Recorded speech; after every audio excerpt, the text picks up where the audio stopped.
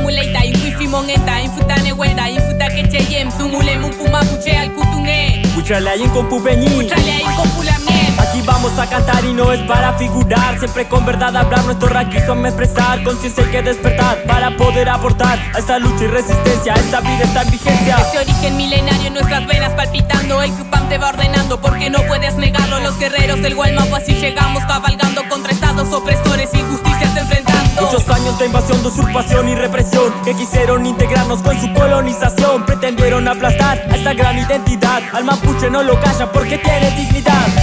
Con fuerza haremos frente a su violencia. Continuará la resistencia. Somos guerreros de la tierra. Con fuerza haremos frente a su violencia. Continuará la resistencia. Somos guerreros de la tierra. Resistiendo la invasión por 500 años. Encubrimientos de cultura, enfermedades y tortura. Genocidios premeditados. Es ahí donde comienza el terrorismo del Estado. Terrorismo del Estado. Destrucción del equilibrio en el cual hemos vivido. El Gualmapu es arrasado por los fines lucrativos de las multinacionales. En la falsa democracia de gobiernos Winca que responden a su aristocracia.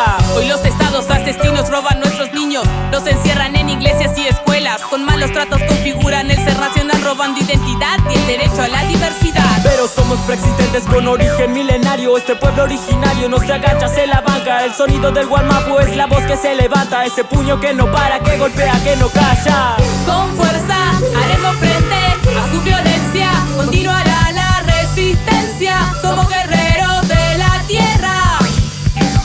Con fuerza haremos frente a su violencia. Continuará la resistencia. Somos guerreros de la tierra.